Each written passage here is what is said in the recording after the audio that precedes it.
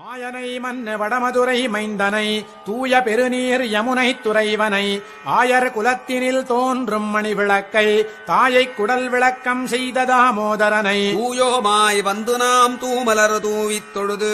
வாயினால் பாடி மனத்தினால் சிந்திக்க போய புழையும் புகுதருவான் நின்றனவும் தீயினில் தூஷாகும் செப்பேலோரெம்பா.